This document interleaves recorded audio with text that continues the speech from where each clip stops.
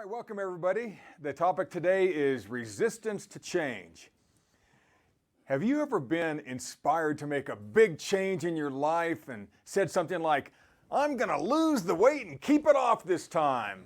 Or I'm going to get in shape and stay in shape. Or I'm only going to eat clean, healthy food from now on. Or how about I'm finally going to make that career change. Or I'm ready once again to give a relationship a try. You know, those are things that a lot of people say, but we make up our mind, we set our goals, we type them into our Outlook or Google Calendar, we tell our bestie, we even get started on that road to the new you. And you can see it, you can smell it, you can taste it, you can touch it. Your vision board and believing prayer list are works of art fit for the Smithsonian. You get up early for a few days and feel amazing. You work through your list, but the call of the wild becomes the call of the mild. And you lose momentum and things go back to the old normal. What just happened? What just happened? You know, someone brought over a New York style pizza. Can't resist it. Something bad happened and we feel like we need an extra few drinks and some of that comfort food. You know, the weather turns bad and we go back inside and get hurt in the gym. You know, studying for that new career or implementing that new business plan is much harder than we really expected. And you find out that guy you liked someone else. I thought it was supposed to be easier. You know, I've been a good boy. You know, I thought that God was supposed to have already supplied all my need according to his riches and glory. Where is it? I thought that I could do anything through Christ. But I keep going back to zero, to square one. Yet here I am, right back where I started. It doesn't make sense. And this because most of us humans have conditioned ourselves to be resistant to change, recalcitrant. You know, it's taken a lifetime of mistraining to move us in such a perfect retrograde motion. Here we are back at the starting line. What just happened? Quote, if you're not living on the edge, you're taking up too much room. Jane Howard. See, your heart says change is good, but the other side of you, the side molded by years of magnetic no's, says, hold on, partner, slow it down a bit, move away from the edge, step back. You don't want to get hurt again, do you? When in fact we all know that the edge is the only place that anything great and amazing ever gets accomplished. Quote, nothing worth having comes without some kind of fight. You've got to kick at the darkness till it bleeds daylight. Bruce Cockburn, The Bare Naked Ladies. I love that. You got to kick at the darkness till it bleeds daylight. You know, and life is always going to be a bit of a struggle when you're going against the current. If you keep trying to change and better your life, but you keep getting sucked into that same old version of yourself, you're resistant to change. And if you truly want to change, but you can't seem to resist the comfortable feel of your recent past, it's going to take resisting the resistance. And that's really what this teaching is all about. So now resisting the resistance, or unleash. James 4:7 from King James, submit yourselves therefore to God, resist the devil, and he will flee from you. You know, loosely translated, what this verse says, that to submit oneself to God actually means to become addicted to God. And we addict ourselves to all that's love. We addict ourselves to everything that's light. We addict ourselves to that Spirit of God. You see, addiction in anything takes time and commitment. Every addict is committed. To become addicted to anything from smack to crack to sex to cigarettes or obsession with junk food or strong drink, it takes time. It takes commitment. It takes a lifestyle change. And the same type of commitment is true with a God addiction. Now I know that sounds funny, but that's what it says in the Greek. We don't need a reverse 12-step program to help us acquire a God addiction. We just need time on truth, time on task, time on love, time living in the light, time walking by the Spirit of God. See, and this will help change the philosophy of our mindset so that we can change, but we'll get into that a little bit later. See, all we have to do is give up certain old comforts and ingest mass quantities of truth, love, light, and believe you actually have the ability to walk with power. A lot of people are afraid to, because what happens if they don't get healed when I pray? I'm going to look silly. Well, you look silly if you don't use your ability. In my mind, like being a truck driver and just sitting in the truck. You might have all the gear and the mesh back caps, but if you don't drive, what good are you? You see, anything. A fisherman who just goes and looks at the water. You see, never cast anything out. Doesn't matter. A hockey player who doesn't even make it to the bench. Never suits up. Well, a lot of people in life are like that. We have to give up those old comforts, and we have to change and put on mass quantities. We have to get ourselves addicted to God, which really means addicted to love, addicted to light, addicted to truth, addicted to power, not in bad power. Quote, I think recovery from anything is honestly the most badass thing a person can do. Anonymous. See, and we have to recover. If we keep going through the same motions, we don't really get traction. Somewhere we've built up a resistance and immunity to change. And I'm going to try to help us each see that. I've really been weighing this in my own life, the things I want to change. We have to recover from, break away from the addiction that ties us like a junkie to the pusher man of our old nature. And we need to put that same addictive energy into something that moves us in the direction of our dreams. You are badass, so act badass. We're designed to be this way. God made us the most powerful creatures on earth, not just humans. But what about true humans? People who actually understand a little bit about the Spirit of God. There's a lot of Christians who don't know anything about it, but they utilize it because they want to. Sometimes you just get in the fight and then you have to learn. In helping people, that's the fight really. Living outside ourselves. Sooner or later, quote, sooner or later your life is going to flash before your eyes. Make sure it's worth watching.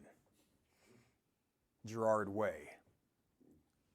The phrase resist the devil and he will flee means to fiercely oppose the devil's bungee cord of BS. And this tether was tested and bested by Jesus Christ about 40 days after he first received Holy Spirit. And this comfortable leash stretches just enough to make us feel free. Like we're pulling away from our old ways. We're finally doing it. But soon it tightens and each tug tries to sling us back to square one. But don't tell anybody, but we could snap that cord and never look back. Now every Christian think the cord was snapped with Christ. Well, if that were true, why do we even need the Bible? Why do we read all these self-help books and go to seminars and come to fellowships? Because we need something more.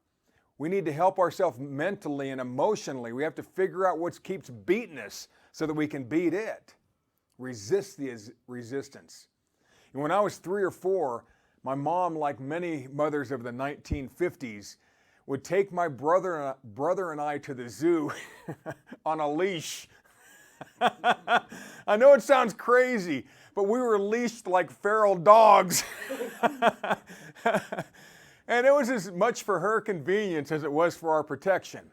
I remember one time I broke free and slipped into the giraffe enclosure at the Cheyenne Mountain Zoo. Now, unwittingly, I went from a leash to a cage. But I showed her with my little pink fist pumping in the air. I had freedom from the leash. Ephesians 4:14 from the NCV. Then we will no longer be babies. We will not be tossed about like a ship that the wave carries one way and then another. We will not be influenced by every new teaching we hear from people who are trying to fool us. They make plans and try any kind of trick to fool people into following the wrong path. I need to check something here.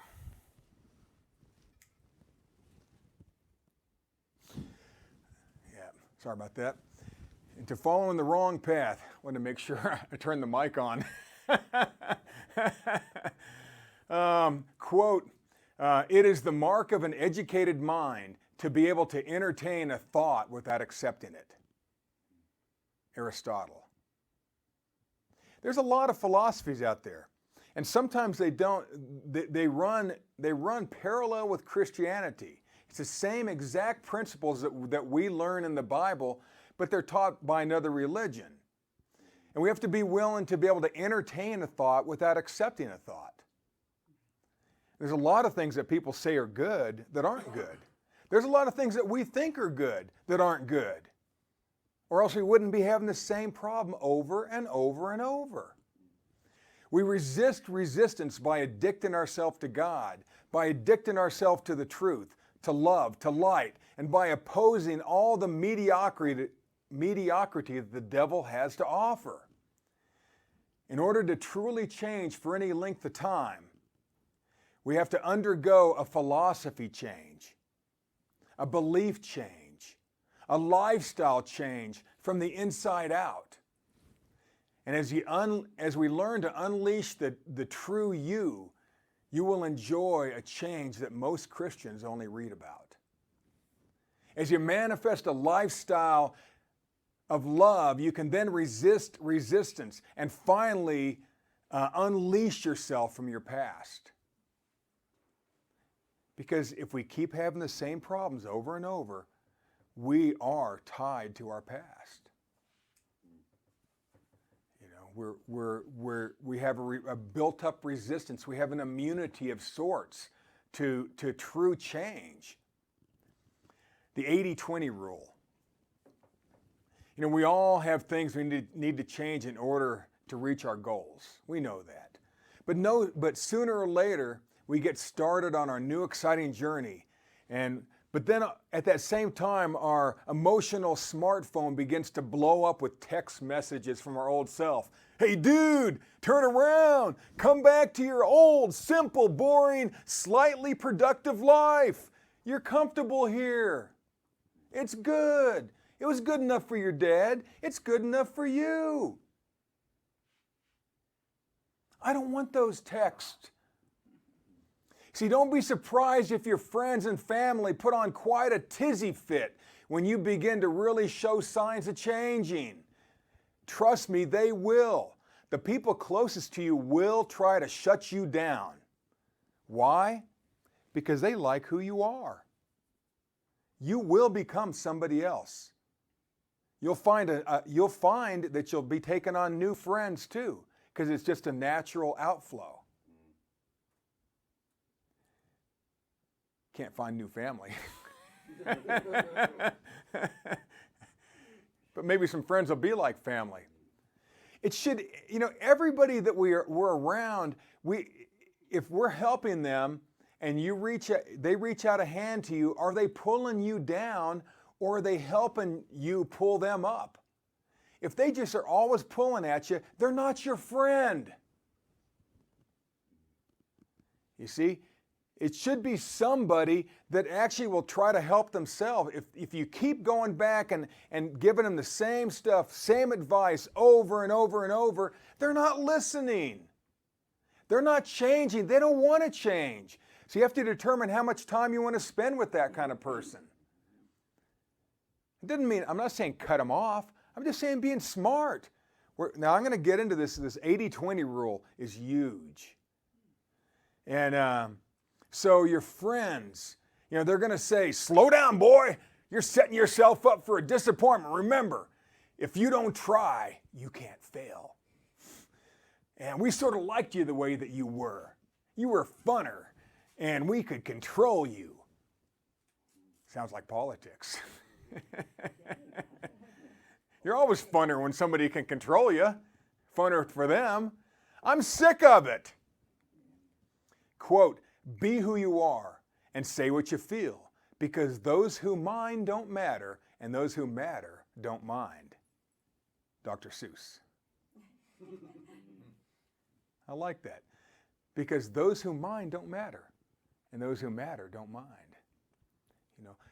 Your real friends are gonna love it if you change, if you adapt, if you excel, if you advance. Have you ever heard about the Pareto principle? Most of you, if you've taken business courses or whatever you have, and it's commonly called the 80-20 rule.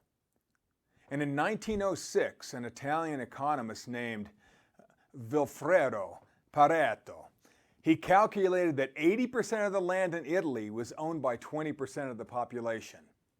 And he also noticed this 80-20 scenario occurs in many other areas as well. For example, about 20% of your customers represent 80% of your income. He saw that 20% of your time produces about 80% of your results.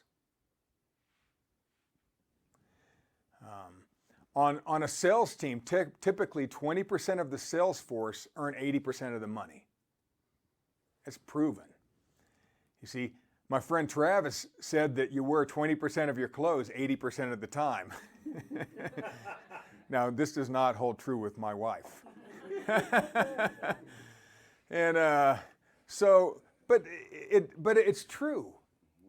I mean, just think where when you have to get something done, you get it done. It's usually in the last 20% of the time that you have to do that project. Quote, watch your thoughts, they become words. Watch your words, they become actions.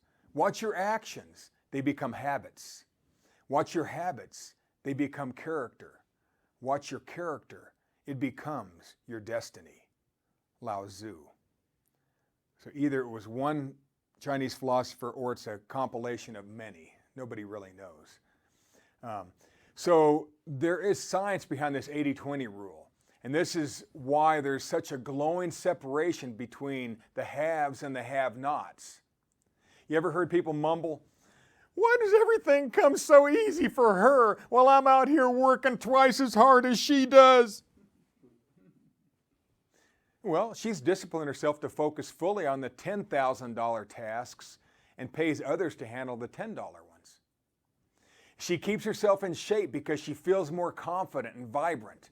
She eats what she knows her body needs, not just what she wants. She gets plenty of sleep because she knows it's important to her body and to her mind.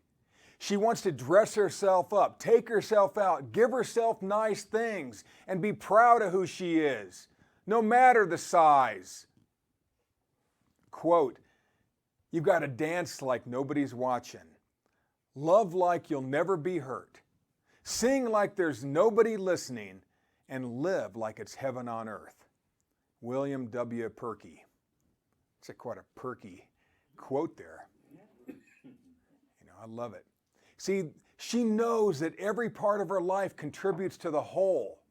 She's fully aware that the 80-20 rule applies to almost everything, including health, wealth, relationships.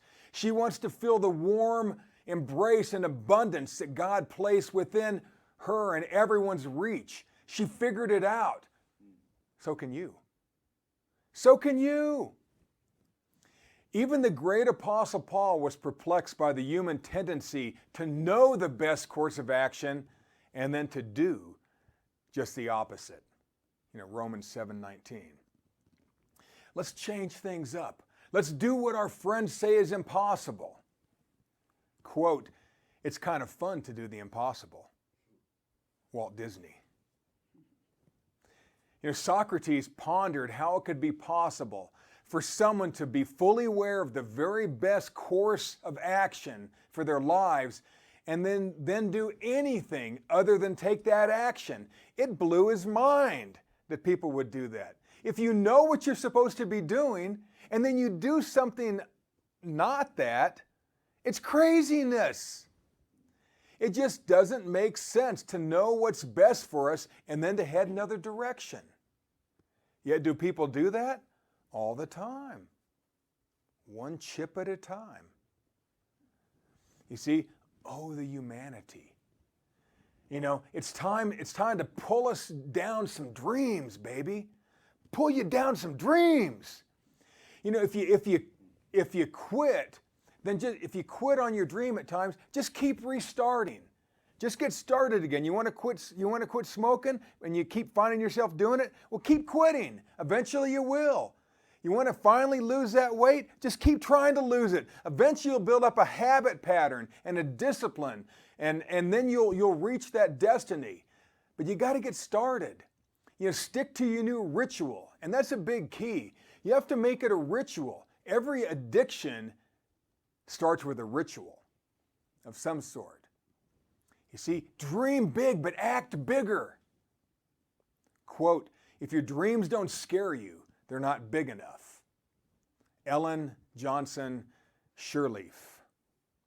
If your dreams aren't big enough, if your dreams don't scare you, they are not big enough. Got to live at the edge, folks. Got to live at the edge of your comfort zone. You know, I recently, after the marathon, started going back to the gym and started hitting the weights again. But I didn't start heavy. I started very light. In fact, I was so embarrassed with how light I started that I didn't want to go at certain times of day, which is weird. And then I thought, who the hell cares, you know? But the point is then after a couple of weeks, it started getting easier. And I started just raising. I'm just trying to do it so I don't hurt myself, you see? But at first it was embarrassing to go back in there. And then I realized, who cares, you see? You know, I want to scare myself with my dreams.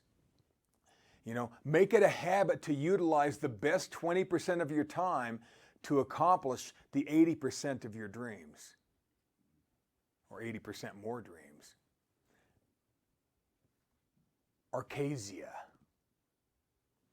The Greeks had a word for this thing we know as resistance to change.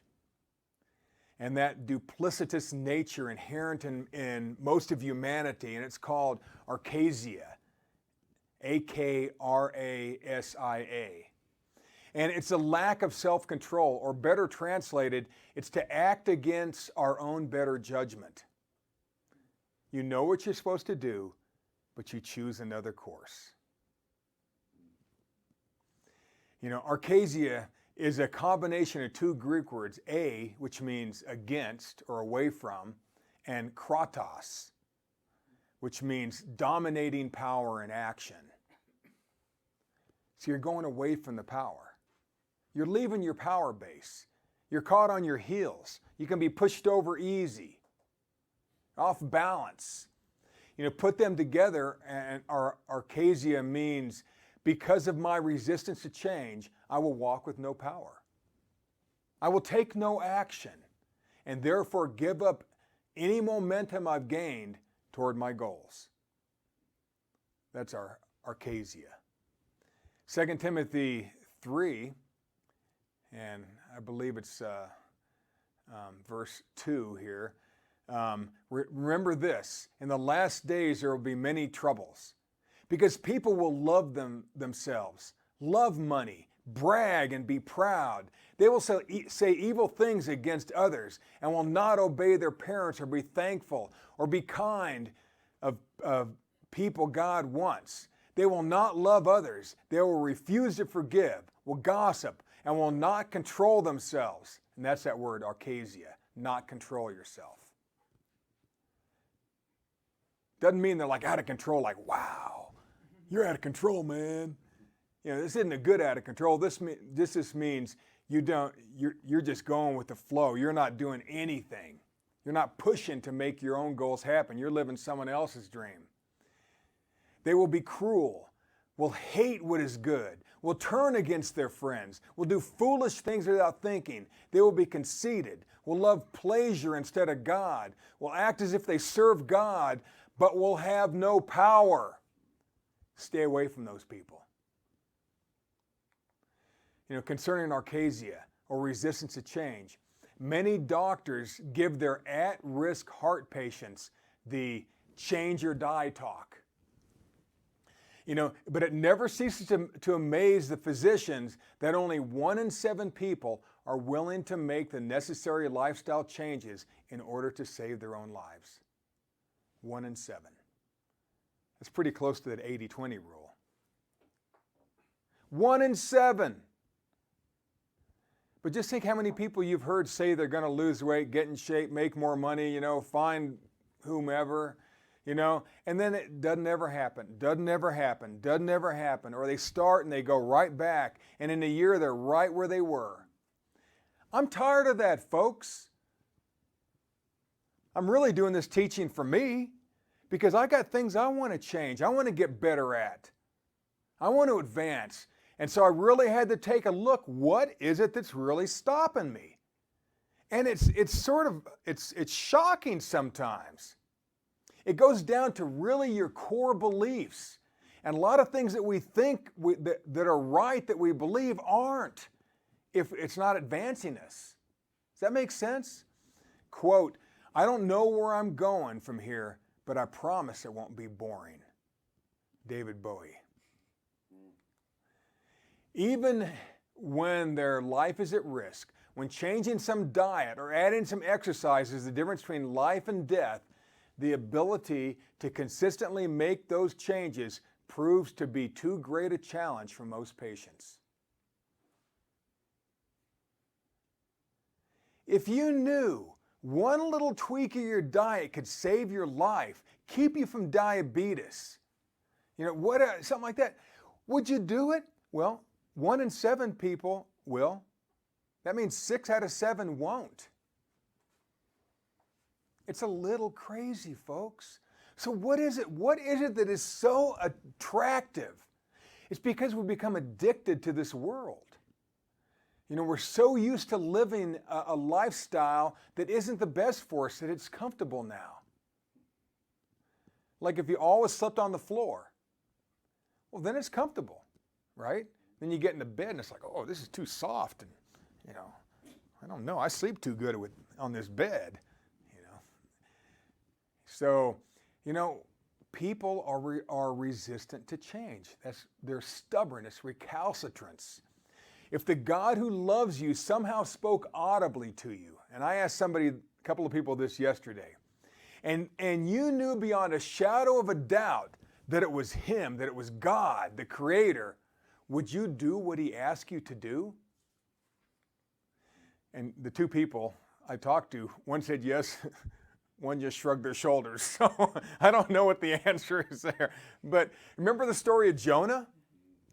God asked him to go to Nineveh to speak the truth, to speak love, to speak light, to speak forgiveness, to speak power.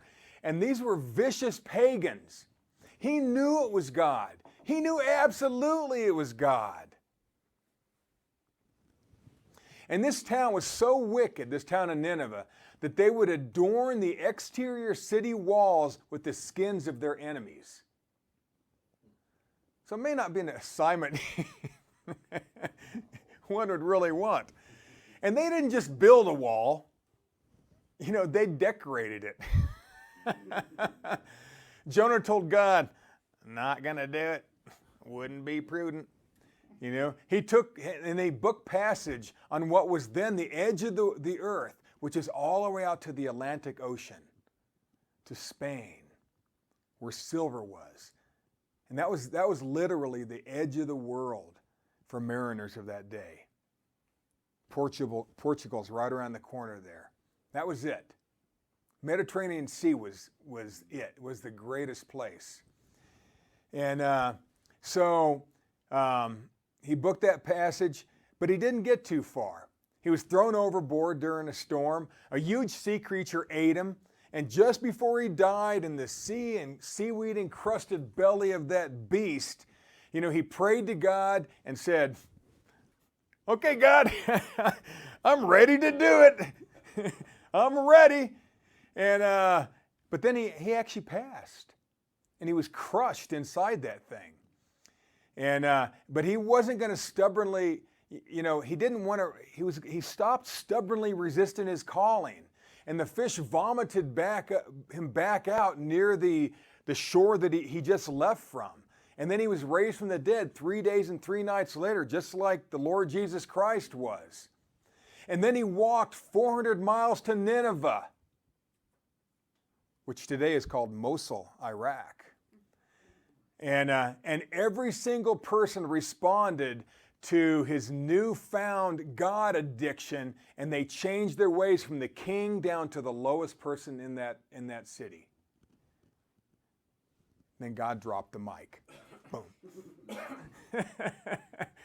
The Harvard Extension School had a different slant on this Arcacia thing. And in an article concerning resistance to change, it said, quote, just maybe though, the problem isn't inertia or lack of willpower.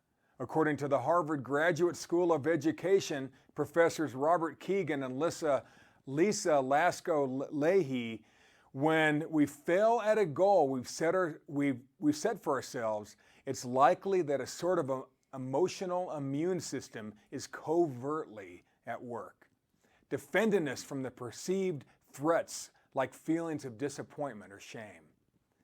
To arrive at this lasting change, Keegan and Leahy say you must dig deep to identify what may be in opposition to your goal. These hidden, competing commitments are rooted in our individual world views, our big assumptions about how things operate, and change results from altering the way we think. End of quote. Quote, one of the greatest tricks the devil ever pulled off was convincing you that you don't matter. MW. You do matter. You're crazy powerful, and you can beat Arcacia. It takes work, but all of us can overpower and resist our resistance to change. It's like we are inoculated to not change. Just like you get inoculated to not get sick, if you believe in inoculations, you see. But I mean, the world inoculates us to really stay in the confines of our predetermined mediocrity. And you think it's not there? It's there, folks. All of us have something we can better. All of us do. The only one who mastered this was Jesus Christ. There's people who've done very well. You see, now, remember, like I said, even the Apostle Paul, he was perplexed. He said, the things I want to do, I don't do. The things I don't want to do, I do them. Everybody goes through that. How come I can't beat this thing? How come I keep going for the chips? How come I put my shoes on in the morning, but I don't get outside? Where it's cold for that run. You see, here's some simple tips to help us beat resistance and really change. These are all going to be simple, and it's usually the greatest answers come in the simplest ways. See, like Kagan and Leahy said, we must first dig deep to identify what's stopping us from our goals. See, if you don't know what's stopping you, how can you change? Right? So people get a coach, isn't it? That's why they go to a counselor. If we really pay attention, we're going to see what our deeply ingrained philosophies, our long-held belief systems, we're going to see that they're the ones that are at fault. Beliefs take incredible work to modify. I'll say it again. Beliefs take an incredible amount of work and energy to modify, and they must be changed by setting up new, non-negotiable rituals for success. And ritual may be a word you don't like hearing, but that's what it has to be. It's a ritual. It's just a ritual. I know somebody who's a yoga priestess, and this person gets up every day, every single day for the last 30 years and goes into this prayer room and does a certain movements and chants and stuff. They stayed at my house and did it, even when they're traveling. I know people who are runners, and they travel all the time. And you know what they do? In the morning or night, they get out and they run, because it's a ritual to them. You know, a ritual can be to not do something. I'm walking right past that bag of chips, right past that donut shop, right past that bar, right past, you pass whatever. You fill in the blank. It's got to be non-negotiable. It's got to be a ritual towards success. Because that old way just feels so comfortable. But it doesn't mean it's right. It doesn't mean it's right because it feels right. What is right for your life? If you're not getting where you want to go, if I'm not getting where I want to go, there's got to be something that I am immune to. I'm immune to some kind of a truth. Quote, "A man who views the world the same at 50 as he did at 20 has wasted 30 years of his life." Muhammad Ali.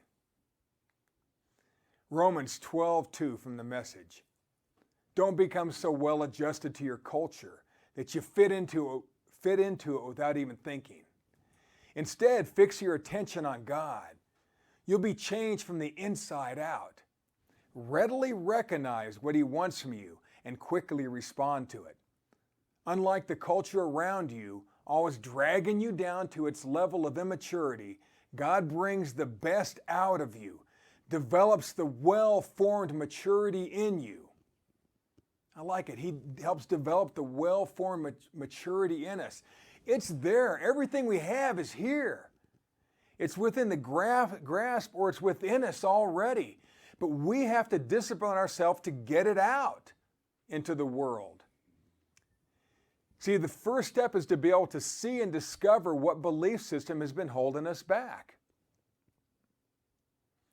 You think about it, how many people, you see all these little signs when you go into a fab shop of some sort, how to pick something up. It has, if you bend over, it has this little pane looking thing coming from your back, right? Because they're teaching you bend at your knees, right? Pick things up with your knees. Did you know that kids always do that? Watch a baby pick something up off the floor. They don't bend over like we do. They squat at their knees and they pick it up and they stand back up.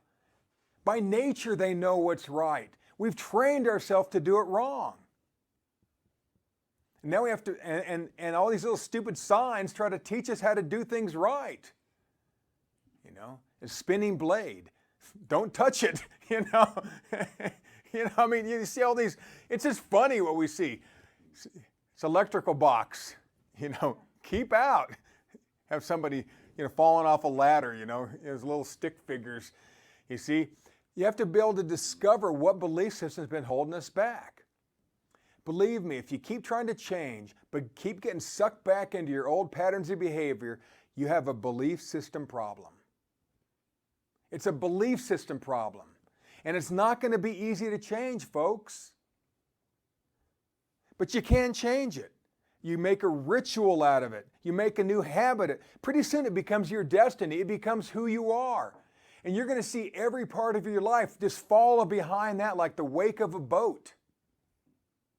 It just follows it.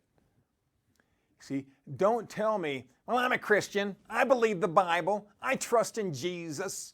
So I'm good. I'm okay. You see, what a cop-out. I hear that stuff all the time. It's all going to work out. It all happened in Christ. He paid the price for me. Didn't mean He wants you to be stupid.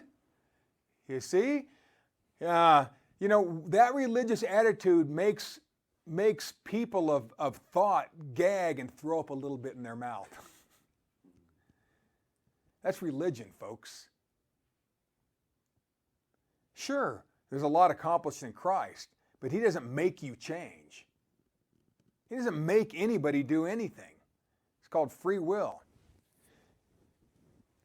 So here's 4 little principles. I've used them before in another teaching, but they fit perfectly here.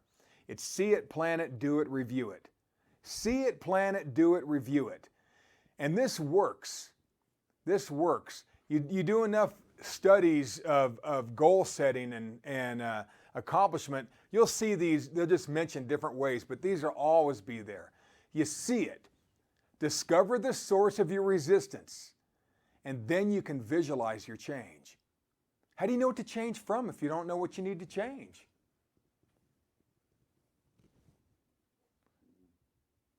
Even those psychologists, they said you're going to have to dig deep and figure it out.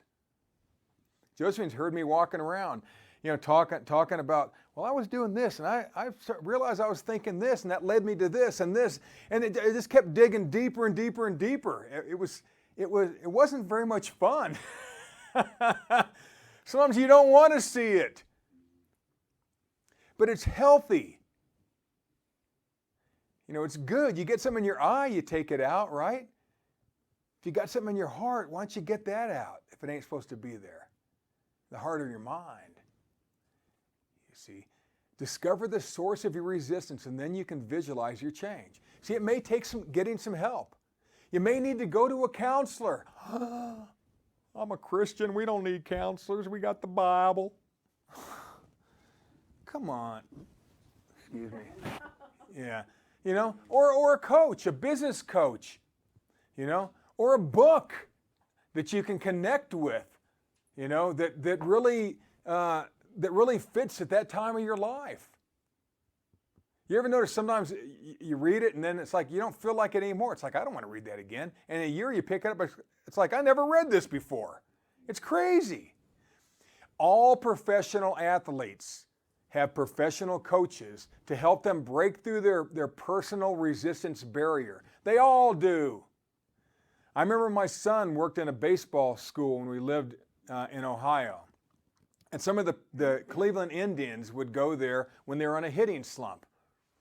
And one day he was in there and he just worked and took money and got people situated in whatever, it was a huge building, had infield and had batting cages. Well, this one guy came over to him, said, "Hey kid, come on over here." And so he did. And he found out this guy was waiting for 2 of the Cleveland Indians who hadn't been hitting well to come. And he was a $10,000 a day batting coach. And so when it was worth $5,000 or $10,000 a day for them to get their numbers up. And so they hadn't showed up yet. So he asked my son, "You want to come here? I'll show you a few tips."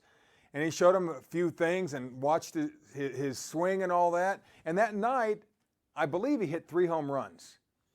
He did great. Now, he never did that well again, because he never had that kind of hitting coach. But it makes a difference. These guys went on to hit real well. I think the team went to the World Series that year. They didn't win, but they did. I mean, it's just, it's Tiger Woods, since he was young, has had a golf coach. They all do. Like him or not, Lance Armstrong, when he was cycling, didn't he have Carmichael? Yeah. I mean, he had a coach. He also had other things to help, but but the point is, still he had incredible ability. If you need to talk to somebody, need to hire somebody, if you can't get your foot going, if you can't get it going in your business, well, in a year, is it going to be better? Probably not. If you don't change anything, how can it change? It might be worth hiring a coach, a social media coach even.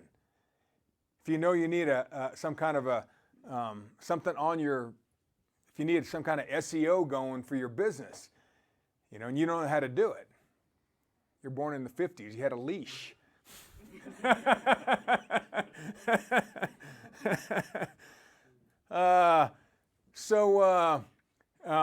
We all know, we have to first know what we really, really want, and then we're also able to see what we need to change. Sometimes you know what you want and then you got to dig that way. Sometimes you got to dig and then go. I don't care how you do it, but you're going to have to go both ways. What your goal is and then what your problem is. You're going to have to deal with both until your goal overrides the power of your problem. Now, number 2, plan it. So first one, see it. Now it's plan it. Write down your plan and make it easy to begin. Don't start hard. You can adapt it later. I started with wimpy weights. There was girls doing more than I was, but I wasn't going to hurt myself because I hadn't done it really in 6 years. And write down the belief system you feel that's been holding you back. Write it down. Procrastination, laziness, stubbornness, sleeping too late, eating wrong, whatever it is, they're all going to boil back down to whatever that situation is keeping you from changing. It's multi-variegated, it's layered, it's an onion layers. You guys keep peeling it back. It's like, oh, there you are. Oh, I don't want you there anymore. I ain't leaving. In fact, I'm going to suck you right back, boy. No, you're not this time. You see, write it down. You see, and because if it stays hidden, it will suck you back in. It's going to suck you back in if you don't out it. And let's say that I can't resist a bag of potato chips that softly, sweetly calls to me when I'm watching TV at night. Well, plan not to bring those devil chips into the house. That's one way not to eat chips. If Josephine brings them to the house, I will find them. I will find them. It's something in me knows where all the hiding spots are. So she got smart a few years ago. Don't bring them into the house. You see? I mean, if you have to do that, you do it. Whatever it takes to discipline yourself to not do what you don't want to do. If you scheduled to work out in the evening, but after work you're always too tired, maybe change your plan and try getting up earlier and work out before you go to work. Or if you have the kind of job, go at lunchtime. Or go for a walk at lunchtime like I see all the people from Oracle doing. Some of them hide in the bushes and smoke. You see, I've noticed that once I put my running shoes on and I drive to the trail, I never turn back no matter how cold or how tired I feel. I'm committed at that point. Just get out of the house, get away from the comfort of whatever, and I'm doing it. Just get out. Make your plan plain and easy to follow. Like Habakkuk 2:2 says, write down clearly on tablets what I will reveal to you so that it can be read at a glance. Your goals and stuff should be so easy to read, so easy to think about.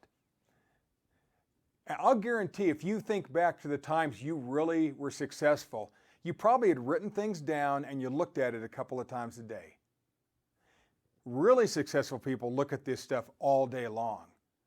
It flashes up on their computer. It gives them reminders. Remember to not eat chips tonight. No, I'm sure a really successful person doesn't need that one, but you get the point. Time to work out. Set it on your Outlook, on your phone. Have it send you a reminder. Time to work out. Oh, I don't feel like it. Then have it send the next reminder. Make yourself feel like it. Get outside. Whatever it takes. If you really want to change, then change. So it's see it, plan it. Now it's do it. Just get started and make it a ritual. Think about the 80-20 rule. Use your best time of day to do your best work. Don't waste the best time of your day, doing stupid stuff, checking emails and, tweeting out things. Don't waste your time doing things that set you back. Don't waste your time doing things that set you back. An example like junk food, canceling workouts, being grumpy. Whatever it is. Make your new and improved lifestyle as much a ritual as your old ineffective lifestyle was. Trust me, it's a ritual. You have a ritual, baby. And that's why you stay right there. Because you like that ritual or you wouldn't keep doing it. Just get started. And if you mess up, just get started the next day. Don't beat yourself up. What's the point in that? You're fighting a battle that only 20% of the Earth's populations had set themselves up to win with. It's a losing battle for most of the world. You are winners. You can do it. You can lose the weight, get the date, get in shape. Why not? Set yourself up to win. Be one of the 20%. Then last one, review it. See it, plan it, do it, review it. A review is a good thing to do at the end of your amazing new day. It keeps you honest. That's what a coach does. A coach holds you accountable, right? Sometimes brutally so. I know a guy who owns an auto repair shop for 30 years. He's had a business coach for 30 years. And he said, this guy pushes my beep, every week. He gives him assignments for 30 years. He pays this guy to kick his butt so he can advance his business. All professional athletes do that. You see, a coach will hold you accountable. So hold yourself accountable. If you're not going to get a coach, then figure out a way to be your own coach. Oh, Mark, you didn't do it. Bad boy. Tomorrow you're going to get up and do it in the morning now that you didn't do it in the evening. Oh, I don't want to get up in the morning. You're doing it in the morning. Set the alarm, set 2 phones, do something. Buy a dog that licks your face, do something. You see, sometimes a power partner, a workout buddy. If you really want to work out, then get into a group of people who work out. I had one guy, a young guy in my networking group, who's a real runner. I'm a jogger. I'm a plodder. This guy runs. And he goes, why don't you come and work out with us? We meet every Tuesday morning and Thursday morning. We do the incline, then we run up to here and there. They do 16 miles, each time. And I thought, I feel bad enough about myself already. Trying to run with you guys, I'd just be going up and they'd be coming back. But they're young, they're in their 20s or early 30s. It's different, you see. But a power partner, workout buddy, or a lover who won't give in to your excuses would be a good reviewer. It's not fun, folks, but is it worth it? I think ultimately it would be. If you don't want your history to repeat itself, you must review your daily progress. Now, in closing, have you ever been inspired to make a big change in your life only to fall back to your bad habits? Do you see others advancing in their careers, their health, their love lives, but you seem stuck? To beat this deeply ingrained resistance to change, this stubborn emotional immune system, we first addict ourselves to God by addicting ourselves to all that's love, all that's light, all that's truth, and that positive energy. We utilize the best 20% of our time to accomplish the 80% of our dreams that we're absolutely going to reach this time. We see it. We search out the source of our resistance, and then we can visualize our change. We plan it. We then write down our plan and make it easy to begin. We also write down our broken belief system so that we can see what's been holding us back. Then we do it. We just get started and make our life, our new life, a ritual. We become addicted to our new life. We love ourselves enough to become addicted to love ourselves. 80-20 rule. And finally, we review it. We do a daily review to relish in our amazing new accomplishments. We do a daily review to relish, to marvel at all that we did that day and how much better we're feeling. And that's how we beat our resistance to change. God bless.